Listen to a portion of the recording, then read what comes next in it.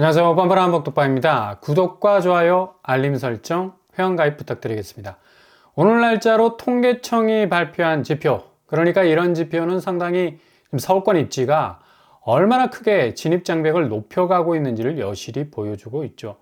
아니, 가장 생산 인구가 많이 몰려있는 서울에서 엑소더스, 그러니까 대탈출을 하려는 사람들이 이렇게 천지빛깔이니까 집중화된 입지 자체가 이제 완전히 인구 분포를 산계하는 해처 모여가 되고 있는 겁니다.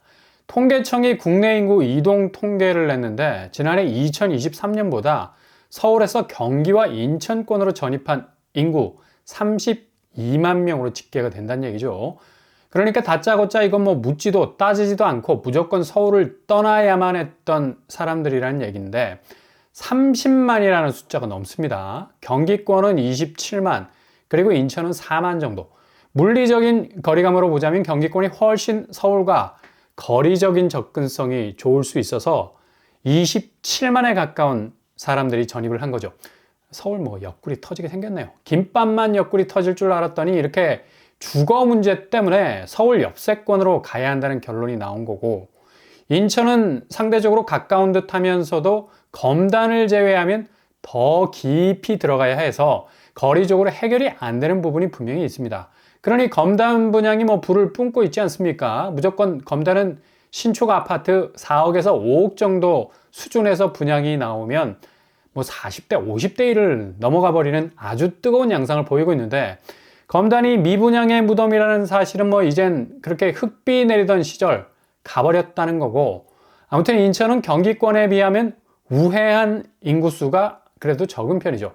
그래서 똘똘말이 경기와 인천도 앞, 서울 전출한 인구 비율이 70%가 쏠릴 정도로 지금 서울 대탈출 시대가 열리게 됐는데, 이거 초반에 말씀드린 것처럼 다른 거 아무것도 없습니다. 무조건 뭐 때문이다? 집값 때문이다. 가장 대표적인 샘플이 바로 분양가.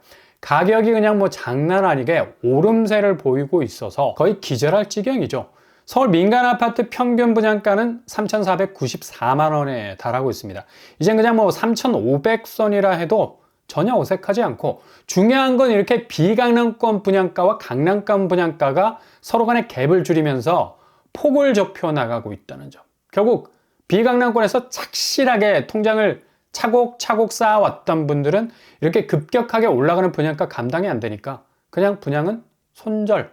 비강남권마저도 이렇게 분양가가 올라가니 무슨 수로 이 고금리 시대에 버티면서 집을 사겠어.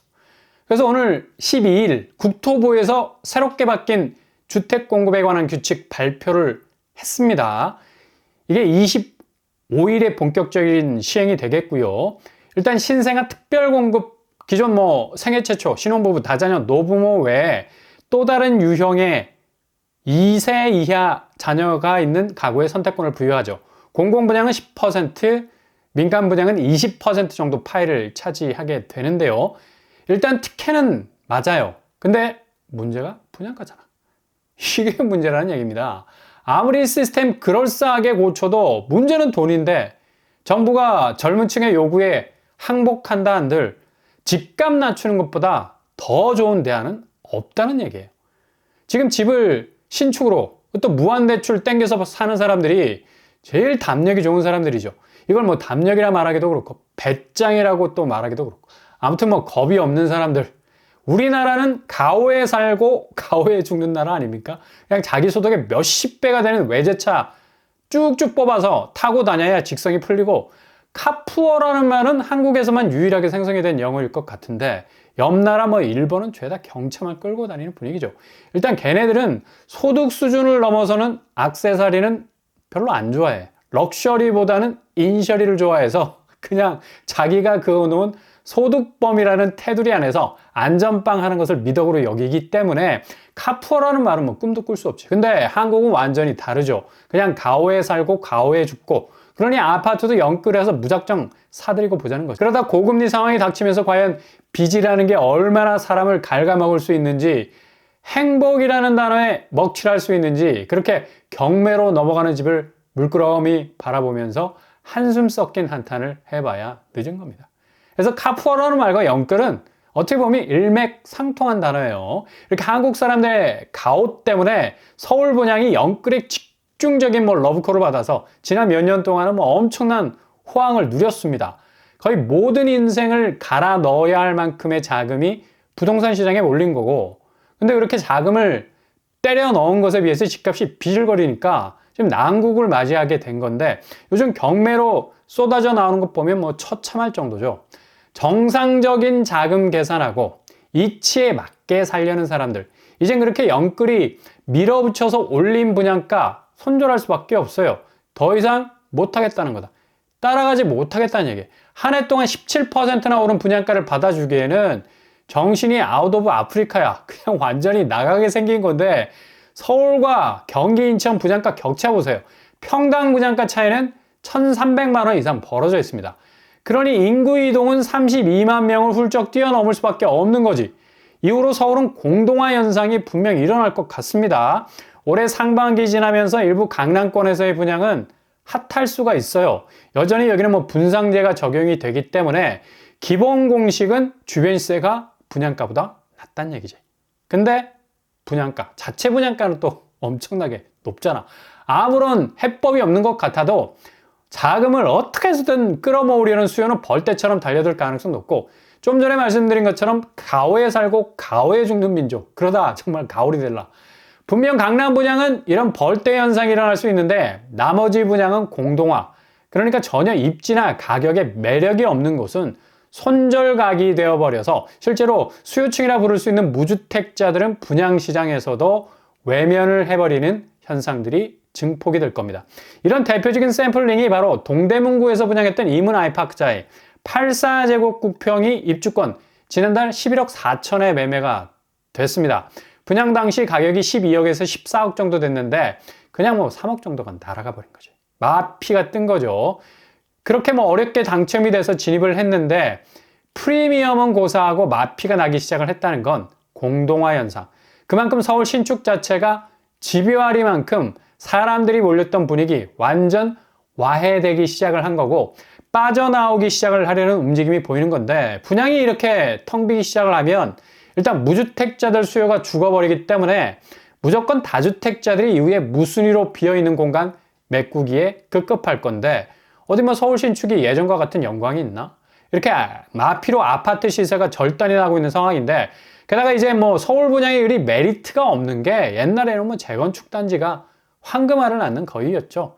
무조건 구축 아파트 연한 다 되면 발로 툭 차서 때려 부수고, 그렇게 넘어간 건물 위로 잿더미가 아니라 금가루를 뿌리기 시작을 했는데, 정비 사업이 지대로 성공만 하면 시세 차익 10억 이상을 거둬들인 그런 곳들이 죄다 서울 재건축 사업 단지들이었습니다. 근데 웬걸, 이런 서울 신축 아파트의 프리미엄이 사라지는 건 바로 공사비 쇼크.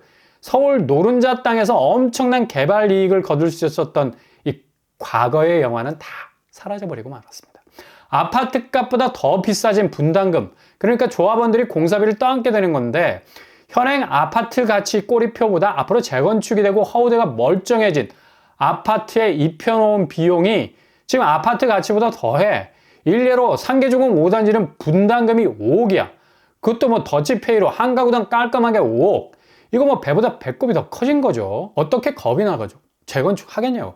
상계주공은 정말 아파트 값보다 분담금이 더 커진 꼴입니다. 그러니 누가 쉽게 정비사업 통해서 신축 프리미엄이라는 걸 기대할 수가 있겠습니까? 심지어 지금 비강남권 같은 경우는 마피까지 뜨고 있는데, 안양 목련마을은 분담금이 자체 시세보다 2배 정도 나오는 이 공사비 폭탄을 맞고 있어서, 이건 그냥 원주민들, 그러니까 그렇게 낡은 아파트 살면서 이제나 저제나 재건축 붐이 일어나면서 완전히 새로운 아파트로 업그레이드 되면 가져갈 수 있는 시세 차익이라는 게 몽땅 이제 공중분해되게 생겼다는 얘기죠. 그러니 무슨 서울 신축이 경쟁력이 있겠어요. 심지어 일기 신도시들도 구축 천지빛깔, 구축들이 이제나 저제나 안전진단 완화돼서 재건축에 대한 부푼 꿈을 꾸고 있었는데 그냥 완전히 황이 되어버린 거죠. 강남 쪽 아파트들도 마찬가지고요. 잠실 진주 같은 것도 분담금이 어마무시하죠. 청담 로얄도 마찬가지고, 그냥 그렇게 분담금에 깔려 죽게 생겼다는 건데, 상황이 이러니 구축 시장도 이렇게 원활하게 돌지 못하는 분양시장, 재건축 시장 때문에 더 이상 서울은 실수요가 만족할 만한 가격적인 안전성을 전혀 갖추지 못했을 뿐만 아니라 이후에도 진입장벽만 높아가는 그냥 아무런 영양가 없는 유령 도시 될 가능성 많습니다. 물론 뭐 강남만 예외일 수 있죠. 그러나 포위라는 게 한쪽만 고립시키고 고사시키는 것도 될 수 있어서 강남이 독야청청만 할 수만은 없다. 전체 부동산 시장이 죽어가는데 상대적으로 유일하게 활활 타오를 수도 없는 거고 같이 가는 거죠, 같이. 그렇게 하향세로 가는 건데 그러니 서울을 우회해서 경기권, 인천권으로 인구가 돌아설 수밖에 없는 거고요. 자칫 전세가가 뭐 이런 이유 때문에 들썩일 수도 있는데 여전히 지금 집을 사기에는 집값 변동성이 엄청난 변화를 가져올 가능성 높아서 대기해야 하는 판인데 전세 시장 자체가 뭐 싼 매물 찾아서 탈서울 한 까닭에 수도권 전세값이 들썩거릴 수 있는 가능성도 염두에 둘 수 있습니다. 근데 실제로는 이런 실수요가 학군 위주로 몰리는 곳은 약간의 전세값 상향 조정세가 있기는 하겠지만 실제로 전세 거래가를 들여다보면 그렇지 않다는 얘기죠. 평택, 광명, 하남 등등 경기권 아파트들 전세가 보면 엄청나게 추락을 하고 있는 걸 볼 수가 있어요. 거의 뭐 반토막 이상으로 떨어지는 곳들이 속출. 이거 왜 그럴까요? 지금 전세 수요보다 월세 수요로의 전환이 빠르게 진행이 되고 있기 때문입니다. 전세가 불안해. 그리고 전세 대출도 만만치 않고 고금리다 보니 전세로 들이대기에는 핸디캡이 많다는 거고 아무튼 전세 사기 치는 놈들이 뭐 다세대 주택 잡고 뭐 사람 가지고 장난을 치고 피 같은 보증금 떼먹는 일까지 벌이고 있으니까 굳이 뭐 전세 수요가 몰릴 이유가 없다는 얘기죠. 월세로 간다는 겁니다. 수요가 따라주지 않으니까 탈서울한 수요층이 굳이 뭐 전세로 갈아탈 이유가 없다고 판단을 한 건데 그리고 뭐 가만히 보니까 전세가 조금만 있으면 다시 꺼질 가능성이 높습니다. 살짝 오름세를 탄 분위기 이내 거품이 될 가능성이 높아서 일단 소형 아파트 월세 증가율이 상당 부분 높아지고 있다는 점도 포인트죠. 그러니 대형 평수 전세가가 훅 떨어지는 거야. 대체로 서울 전세가 특히 강남권 위주로 대형 평수가 거의 뭐 10억 이상 빠지는 것도 있고 그냥 뚝뚝 떨어지는 느낌이 나죠. 아니 전세가 오른다며, 이것도 서울 오른다며. 근데 실제 거래에서는 전세 물량이 딸려서 전세가가 엄청나게 오를 거라는 으름장을 놓는 것과는 달리 전세 수요가 한산해. 그리고 굳이 대형 평수 누가 이 시국에 전세로 들어가려 하겠습니까? 보십시오. 거의 뭐 60평대 아파트들 전세가가 쭉쭉 빠지고 있는 걸 볼 수가 있죠. 그러니 당분간 전세가가 보합선에서 그 가격대를 유지하는 것처럼 보여도 이후로 그렇게 강한 지지대를 가지고 매매가를 백업해주지 못하게 될 겁니다. 이게 지금 돌아가는 부동산 상황이라는 걸 알 수가 있습니다.